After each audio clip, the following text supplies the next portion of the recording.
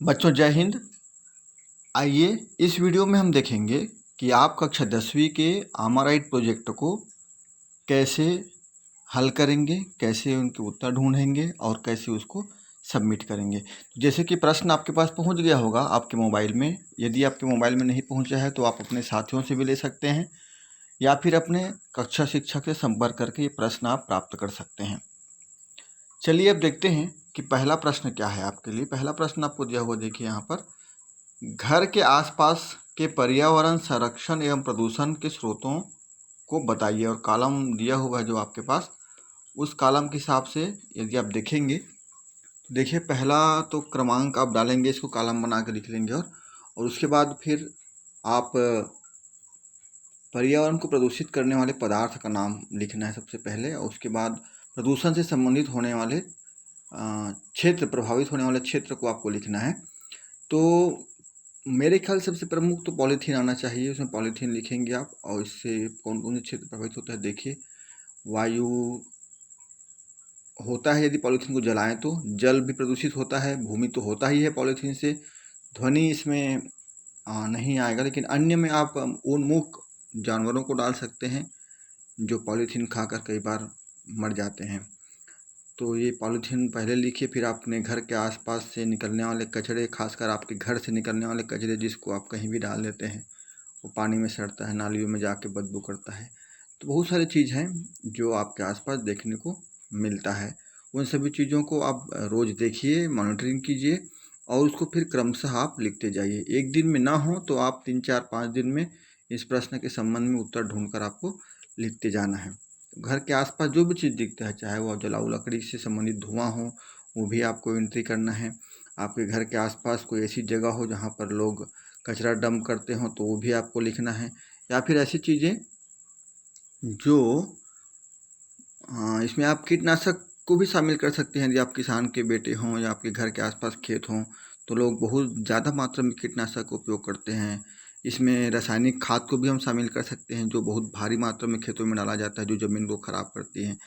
तो बहुत सारी चीज़ें हैं, आप ध्यान से देखिए। और वो नुकसान पहुंचाने वाली चीज़ें होती, बहुत सारी जो चीज़ें होती हैं वो उनको आप नोट कर सकते हैं।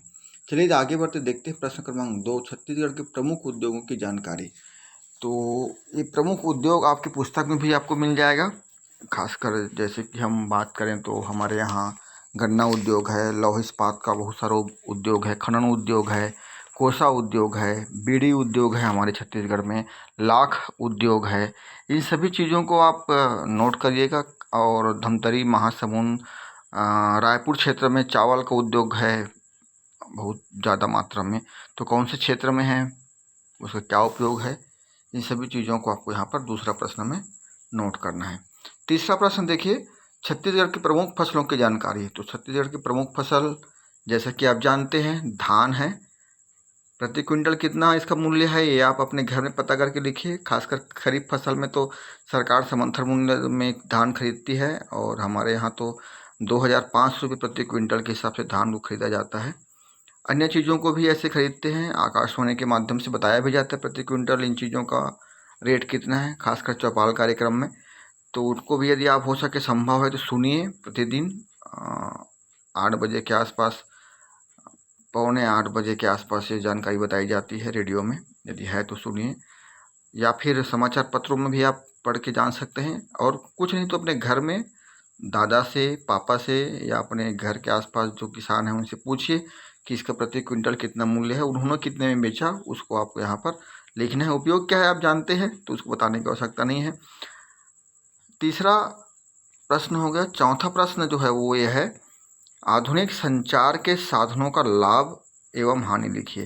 तो सबसे पहले तो हम लोग चिट्ठी का उपयोग करते थे संचार के लिए, फिर समाचार पत्र आया, उसके बाद फिर रेडियो, फिर टीवी, उसके बाद कंप्यूटर और मोबाइल। ये सारी चीज़ें हैं आधुनिक संचार के साधन, और इन संसाधनों से क्या लाभ है और क्या हानि है ये आपको यहाँ पर लिखना है। आप जितना चाहें लिख सकते हैं यहाँ पर। बस ये है कि लिखते समय आप क्रमबद्धता रखिएगा, ज़्यादा अच्छा लगेगा। और उनके अच्छे पक्ष को भी रखिएगा और हानि को भी जैसे आप मोबाइल लिखते हैं तो मोबाइल की अच्छी बात तो ये है इसकी कि हम घर बैठे सारे काम कर सकते हैं। हमारा मोबाइल बैंक भी है, हमारा मोबाइल रिकॉर्ड भी है और हम इसके माध्यम से पढ़ाई भी कर सकते हैं। लेकिन नुकसान ये है कि बहुत ज़्यादा इसमें समय देना पड़ता है हमको। लोग मोबाइल लेके बैठे रहते हैं आजकल के युवा, और ऐसी चीज़ें भी देखते हैं जो उनको देखना नहीं चाहिए। तो इस सब चीज़ों को भी आप मेंशन कर सकते हैं। चलिए प्रश्न क्रमांक 5 देखते हैं। वर्ष 2020-21 में आपके गांव, शहर में घटित घटना या चर्चित खबर पर शोधपरक विचार आपको लिखना है। तो घटना, खबर का नाम, आपके घर के आसपास कोई घटना घटी हो तो वो लिखना है। लेकिन मुझे लगता है कि सब गांव में कोरोना वाली घटना तो घटित हो ही रही होगी, तो उसको आप सर्वप्रमुख लिखिएगा। उसके बाद फिर अन्य घटनाओं को, आपके घर के आसपास कोई एक्सीडेंट हुआ हो तो उसको यहाँ पर लिख सकते हैं। आपके गांव में कोई और विशेष प्रकार की आयोजन हुआ हो, बैठक हुआ हो, या फिर आपके गांव के आसपास कोई दूसरे गांव में जो बड़ा गांव हो वहाँ कुछ विशेष घटनाएं घटी हों, कोई विशेष प्रकार के अधिकारियों का दौरा हुआ हो, या फिर कुछ ऐसी गतिविधियां हो रही हों जैसे शराब भट्टी वगैरह है, तो यहाँ इन सब चीज़ों को भी आप यहाँ पर मेंशन कर सकते हो। वहाँ पर कोई घटना घटी हो तो, और उसके बारे में पूरी जानकारी आप लिख सकते हैं। प्रभावित व्यक्ति, घटना रोकने या उसके समाधान के हेतु उपाय, इन सब चीज़ों को यहाँ पर मेंशन आप कर सकते हैं प्रश्न क्रमांक 5 में। और चलिए देखते हैं प्रश्न क्रमांक 6। तो प्रश्न क्रमांक 6 में आप क्या लिख सकते हैं। छत्तीसगढ़ एवं भारत में दिए जाने वाले प्रमुख पुरस्कार संबंधी विवरण जुटाना है आपको। तो भारत में आप यदि हम बात करें, सबसे बड़ा पुरस्कार होता है भारत रत्न, उसके बाद पद्म विभूषण, उसके नीचे हम आएंगे तो फिर उसके नीचे पद्म भूषण, उसके और नीचे आएंगे तो पद्मश्री। ये सारे पुरस्कार दिए जाते हैं। खेल रत्न भी दिए जाते हैं खेल के क्षेत्र में, अर्जुन पुरस्कार दिया जाता है, द्रोणाचार्य पुरस्कार दिया जाता है खेल के क्षेत्र में। छत्तीसगढ़ में हम बात करें तो पत्रकारिता के क्षेत्र में चंदूलाल चंद्राकर पुरस्कार दिया जाता है। इसी प्रकार से पंडित रविशंकर शुक्ल सम्मान दिया जाता है, भामाशाह सम्मान दिया जाता है। शहीदों के नाम पर भी पुरस्कार दिया जाता है, मेजर गोरे के नाम से पुरस्कार दिया जाता है। बहुत सारे पुरस्कार हैं। खेती किसानी क्षेत्र में भी सम्मान दिया जाता है, मत्स्य पालन के क्षेत्र में सम्मान दिया जाता है। खिलाड़ियों को बहुत सारे पुरस्कार दिए जाते हैं अलग अलग क्षेत्र में। ये सारी चीज़ें आपको सामान्य ज्ञान की पुस्तकों में मिल जाएंगी। उनको आप देखिए, पढ़िए, और पढ़ने के बाद इसको यहाँ पर आपको लिखना है। यदि आप सामान्य ज्ञान की पुस्तकों में सारी चीज़ों को ढूंढेंगे तो भविष्य में प्रतियोगिता परीक्षा के लिए भी आपको फायदा होने वाला है। तो ये भारत में दिए जाने वाले, छत्तीसगढ़ में दिए वाले सम्मान को आप विस्तार से लिखिएगा। 2020-21 में पुरस्कार प्राप्त व्यक्तियों के नाम आपको अंत में लिखना होगा इसमें, और ये सारी चीज़ें आपको सामान्य ज्ञान की पुस्तकों में मिल जाएगा।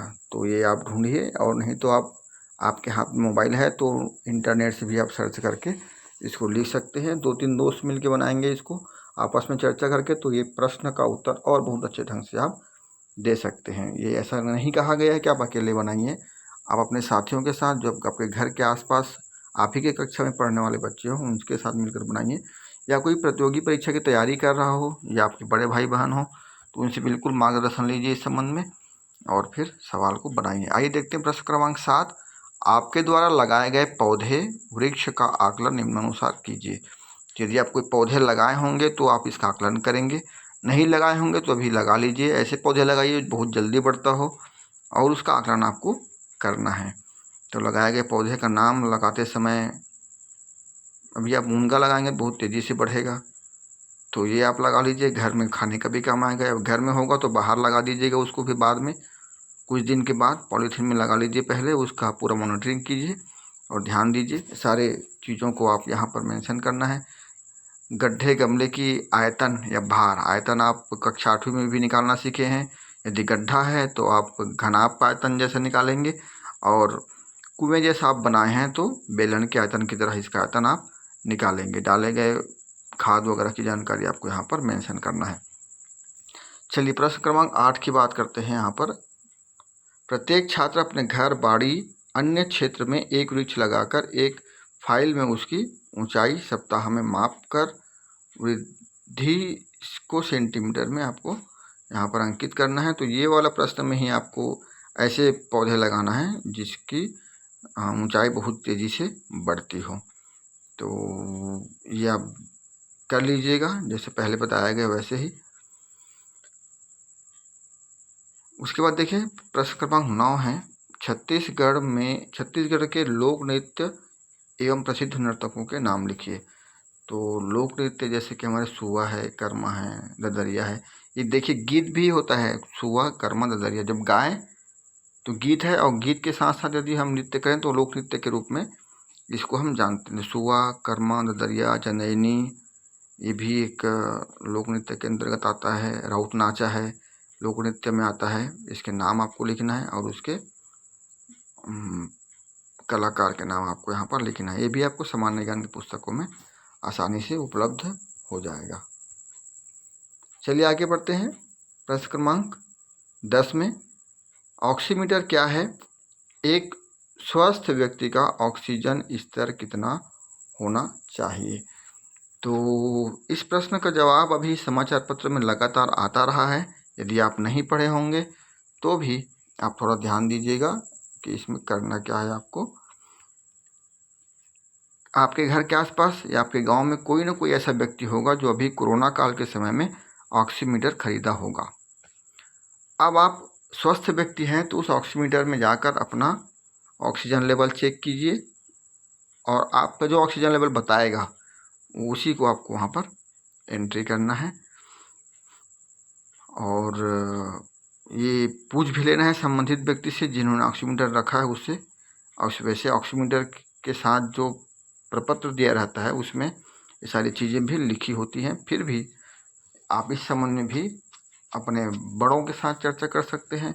आपके घर के आसपास या संबंधित कोई डॉक्टर होगा उनसे भी आप इसको पूछ सकते हैं।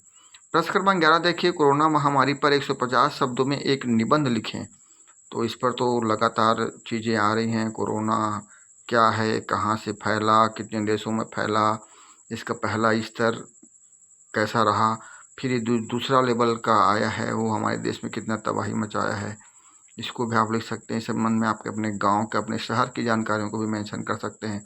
आप पर क्या प्रभाव पड़ा, व्यवसाय पर क्या प्रभाव पड़ा, लोग कैसे परेशान हुए, और कैसे हम इस महामारी से लड़ते हुए, जूझते हुए आज फिर से इसको हराकर एकजुटता के साथ खड़े रहे हैं। आपके गांव के लोगों की क्या क्या भूमिका रही, इन सारी चीज़ों को भी आप इसमें लिख सकते हैं। साथ ही साथ आप ये भी लिखेंगे इसमें कि किस प्रकार से हम इस बीमारी से छुटकारा पा सकते हैं और हमारा क्या प्रयास होना चाहिए। खासकर वो बच्चों का जो अभी 10वीं 11वीं 12वीं में है, इनकी क्या जिम्मेदारी होनी चाहिए इसको दूर भगाने के लिए। इस संबंध में भी आप अंत में मेंशन करेंगे तो अच्छा रहेगा। फिर देखिए प्रश्न क्रमांक 12 आपको दिया हुआ है, अपने मन से सामान्य ज्ञान के कोई 20 प्रश्न बनाएं एवं अपने साथियों के साथ मिलकर उनका उत्तर ढूंढें एवं लिखें। तो 20 प्रश्न आपको बनाना है। 20 प्रश्न आपके कोई और साथी बनाएंगे, लेकिन ध्यान रखिएगा अलग अलग 20 प्रश्न बनाइए आप लोग, ताकि आपके सामान्य ज्ञान की वृद्धि हो सके। और ये प्रश्न बनाना बहुत आसान है। जैसे आप खेल के क्षेत्र में 2-4 प्रश्न बना लीजिए, विज्ञान के क्षेत्र में 2 प्रश्न बना लीजिए, कोरोना महामारी के समय में 2-3 प्रश्न बना लीजिए। इसी प्रकार से आप खेती किसानी के संबंध में 2 प्रश्न बना लीजिए, और नदियों के संबंध में बना लीजिए 2-4 प्रश्न, सड़कों के संबंध में बना लीजिए, परिवहन के संबंध में 1-2 प्रश्न बना लीजिए। जो भी आपको अच्छा लगता है, कुछ गणित के संबंध में बना लीजिए 1-2 प्रश्न। ऐसे ऐसे करके हर क्षेत्र को आप टच करेंगे तो आपके सभी क्षेत्रों की जानकारी बढ़ेगी। आपके घर के आसपास या आपके गांव के आसपास या आपके ज़िले में कोई महापुरुष का जन्म हुआ हो तो उसको भी आप लिख सकते हैं। उनका जन्म कब हुआ, कहाँ हुआ, उनके माता पिता कौन थे, इस प्रकार के प्रश्न आप बना सकते हैं। प्रश्न क्रमांक 13, ये देखिए प्रश्न क्रमांक 13 क्या लिखा हुआ है, उक्त गतिविधियों को अपने घर में किसी को दिखाना है और वो क्या प्रतिक्रिया देते हैं इसके संबंध में जो विचार देंगे उसको आपको अच्छे से लिखना है। इससे क्या होगा कि आपके लिखने की शैली में वृद्धि होगी और लोगों को भी लगेगा कि हाँ हमारे बच्चे जो है वो कुछ अच्छा कर रहे हैं, गर्मी छुट्टी का फ़ायदा उठा रहे हैं। तो इस प्रकार से 10वीं के हमारे प्रोजेक्टों को आपको अच्छे से करना है और उसको आपको अपने स्कूल में जमा करना है। तो चलिए इस प्रकार आप इस काम को करेंगे ऐसी मैं उम्मीद करता हूँ। साथ ही साथ निवेदन ये भी है कि आपके छोटे भाई बहन या आपके गांव में आसपास जो छोटे बच्चे हैं, कक्षा दूसरी से लेकर कक्षा 9वीं तक के बच्चे हैं, वो भी यही काम कर रहे हैं, उनके प्रश्न कुछ अलग हैं, उनको भी आप एक बार देखकर उनकी भी सहयोग करेंगे और अच्छे से हमारे प्रोजेक्ट को करने में आप और हम सब मिलकर प्रयास करेंगे। किसी भी प्रकार की समस्या आएगी अपने कक्षा शिक्षक को फ़ोन कीजिए, अपने साथियों को फ़ोन कीजिए, अपने घर के बड़ों को फ़ोन कीजिए या फिर जो अपने आसपास है उनसे चर्चा कीजिए और इस प्रोजेक्ट को अच्छे से अच्छे करिए। ये आपके लिए है, आपके फ़ायदे के लिए है। ऐसा मत समझिए कि स्कूल का काम है, ये आपके सामान्य ज्ञान को बढ़ाने के लिए या भविष्य के लिए आपको तैयार करने के लिए प्रोजेक्ट दिया हुआ है। इसलिए हम उम्मीद करते हैं कि आप इसको मन से, ईमानदारी से, लगन से करेंगे और अच्छे से करके इसको अपने स्कूल में सबमिट करेंगे। जय हिंद, धन्यवाद।